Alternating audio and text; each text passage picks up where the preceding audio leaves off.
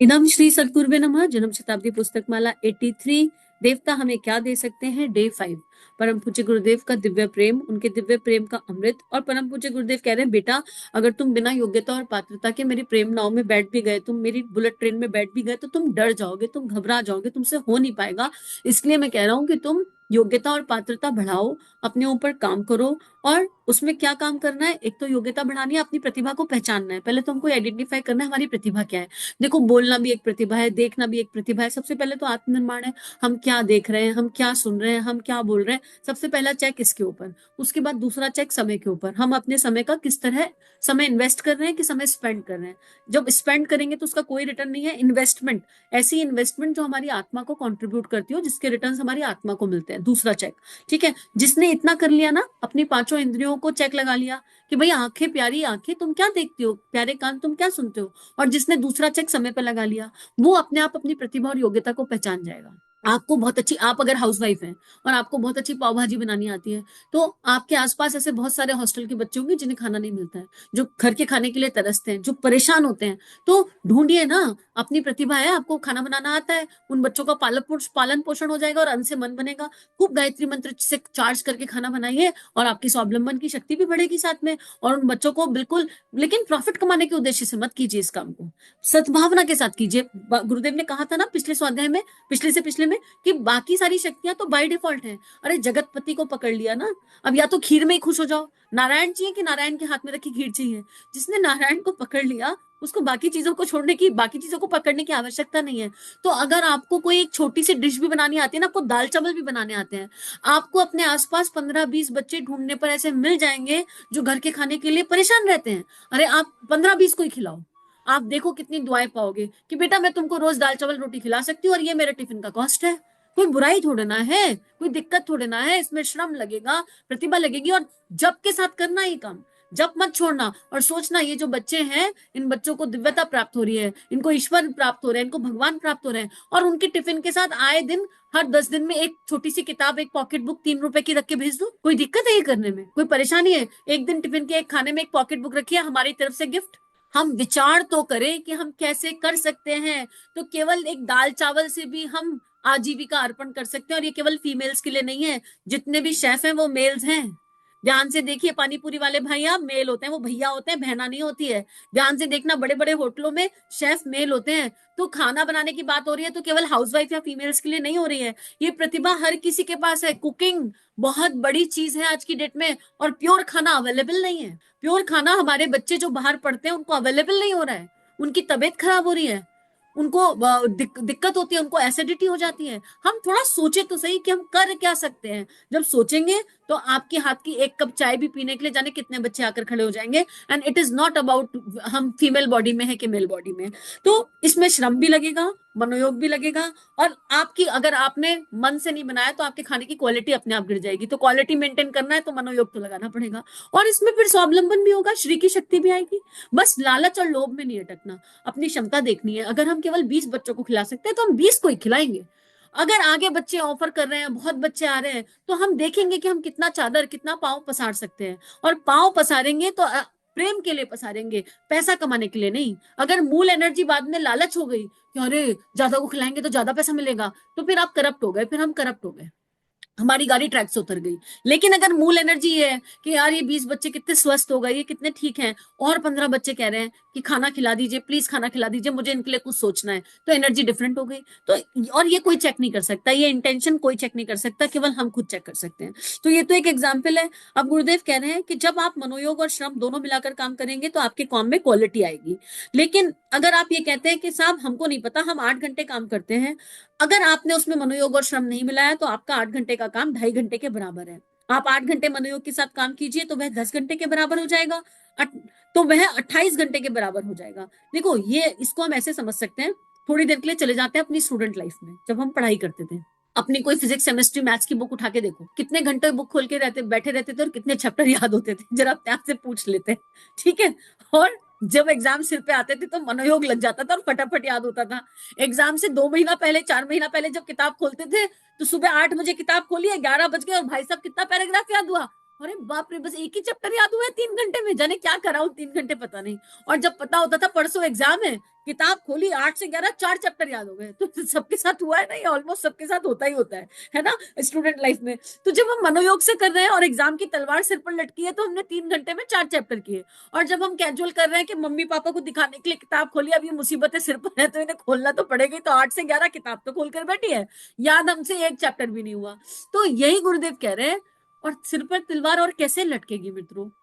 कलयुग आ रहा है, कलयुग अपने चरम की तरफ जा रहा है, आपत्ति काल चल रहा है। और अगर अभी भी हम समझ नहीं पा रहे हैं कि मानव जीवन निकलता जा रहा है, सांसें बीतती जा रही है, अभी भी हम ये बात नहीं समझ पा रहे, तो फिर कैसे समझेंगे? ये विचार हम ही को करना पड़ेगा।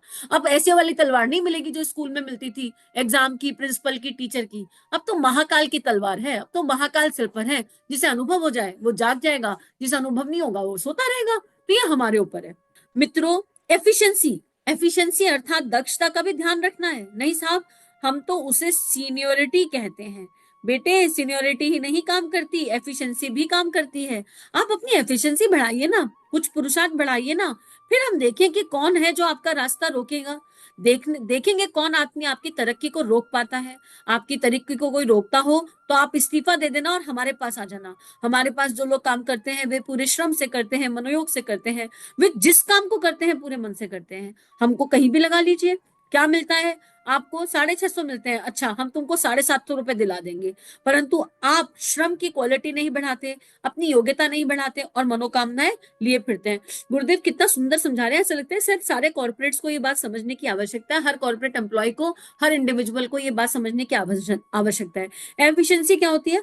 अगर इसको ऐसे समझें, एफिशिएंसी होती है दो लोग सेम प्रतिभा, दो लोग सेम डिग्री, दो लोगों के पास सब कुछ सेम है, ठीक है, और उनका काम भी सेम है, लेकिन फिर भी मैनेजर को किसी एक को चूज करना पड़ता है। जब प्रमोशन की बात आती है, मैनेजर किसे चूज करेगा? प्रमोशन की बात आएगी, मैनेजर उसको चूज करेगा जिसके काम की एफिशिएंसी ब्यूटीफुल होगी, जिसके काम की इंटेंसिटी अच्छी होगी, जिसने काम तो दोनों ने किया। मान लो आपने 4 बच्चों को कहा एक सिलेबस, एक ऐसे लिख कर दो, और चारों बच्चों को सेम ऐसे लिख दिया कि यही टॉपिक है, यही ऐसे कंटेंट भी आपने दिया, तब भी आप हैंडराइटिंग के आधार पर चूज करेंगे ना। चूज करने के लिए कोई रास्ता नहीं, और टाइमिंग के आधार पर चूज करेंगे। चारों बच्चों ने ऐसे लिख के दिया, चारों बच्चों ने 10 मिनट, किसी ने 10 में लिखा, किसी ने 12 में लिखा, किसी ने 15 में लिखा। 10 वाले ने बहुत घसीटा मार के लिखा, पर 15 वाले ने बहुत सुंदर हैंडराइटिंग के साथ लिखा। किसे चूज करेंगे?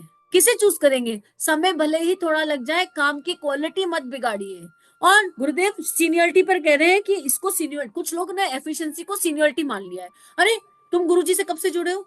हम 5 साल से। ओ फिर तुम क्या ही जानते हो, हम तो 15 साल से जुड़े हैं। अरे नहीं भैया, ये सीनियरिटी काम नहीं आएगी।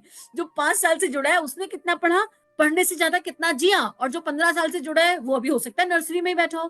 तो नंबर ऑफ इयर्स मैटर नहीं करते किसी भी काम में, ना कॉर्पोरेट में काम करते ना अध्यात्म में काम करते। कौन आत्मा कितनी पुरानी है? भाई ध्रुव की आत्मा कितनी थी? ध्रुव की देह की एज क्या थी? प्रहलाद की देह की एज क्या थी? परमात्मा को प्राप्त कर लिया 5 साल की एज में। नारायण सामने पीछे पीछे घूम रहे हैं नारायण, उम्र तो कुछ भी नहीं थी। तो ये जो एफिशिएंसी है, ये देह की सीनियरिटी से, या किसी संस्था से हम कितने साल से जुड़े हैं, या किसी ऑफिस में हम कितने सालों से काम कर रहे हैं, हम कॉर्पोरेट में कौन सी पोजीशन पर बैठे हैं, उससे नहीं आती। जब चुनाव किया जाएगा प्रमोशन के लिए, उस समय देखा जाएगा काम का आउटपुट कैसा था, काम कितना निखर कर आया, और काम में कितना इन्वेस्टमेंट किया, अपनी इन्वेस्टमेंट कितनी करी काम में, ये देखा जाएगा। और ये मैं अपने ऊपर भी देख रही हूँ। परम पूज्य गुरुदेव मुझे हर दिन ये बताते हैं कि बेटा स्वाध्याय तो चल रहा है, लेकिन और ये यूट्यूब पर जा भी रहा है, पर परम पूज्य गुरुदेव हर दिन ये बताते हैं कि इसको और खूबसूरत कैसे किया जा सकता है। खाली काम करने से बात नहीं होगी। जैसे पहले मैंने आपको बताया था ना, पहले एनर्जी ऐसी थी, अपना काम ही क्या है, ऑडियो रिकॉर्ड करके छोड़ना है, ऑडियो रिकॉर्ड कर देंगे अच्छे से, खूब अच्छे से पढ़ेंगे। तो गुरुदेव ने डांट लगाई ना कि भैया अगर राम तुलसीदास जी केवल रामायण लिखकर छोड़ देते, रामचरितमानस, तो क्या होता? दुनिया को रामचरितमानस के बारे में पता चलता क्या? कभी पता नहीं चलता। भगवान शिव गुस्सा हो गए।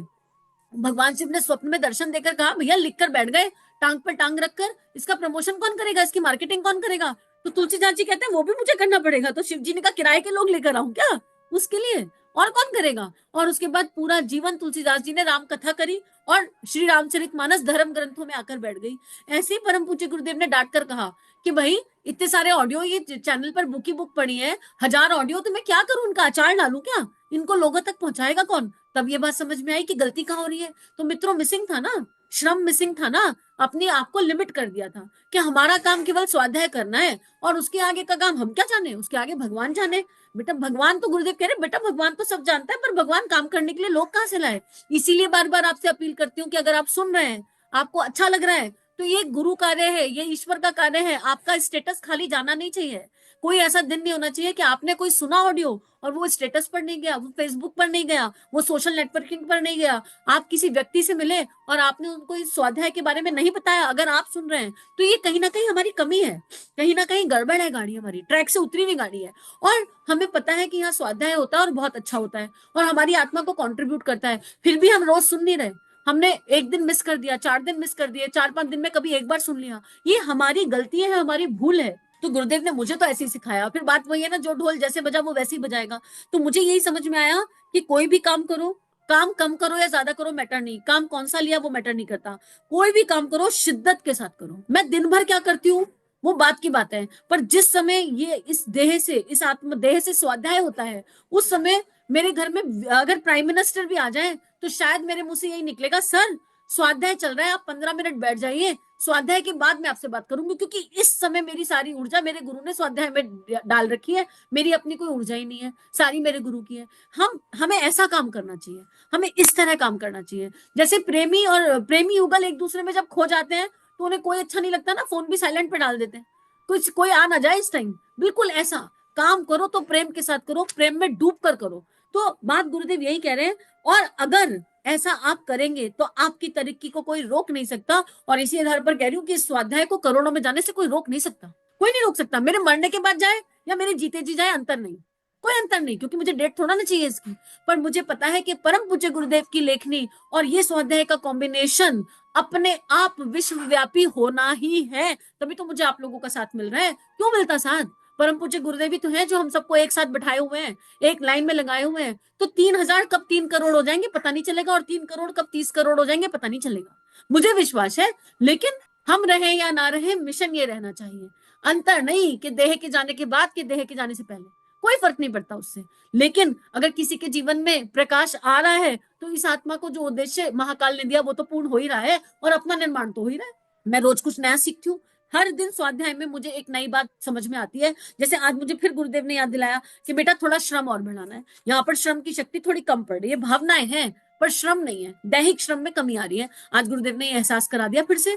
हर दिन मुझे कुछ सीखने मिलता है। तो अगर मुझे सीखने मिल रहा है तो परम पूज्य गुरुदेव की शरण में बैठकर आप उन्हीं से सीख रहे हैं, आपको भी मिल रहा होगा। बस थोड़ा सा लाइट जल जाए अंदर की और देख लें। अब गुरुदेव कह रहे हैं कि मैं तुमको 650 की जगह 750 दिलाऊंगा, और आज की डेट में तुम 50,000 के पैकेज पर हो तो मैं तुमको 70,000 दिलाऊंगा। तुम 1 लाख पर हो तो तुमको 2 लाख भी दिला दूंगा। लेकिन किस बिहाफ पर दिलाऊं?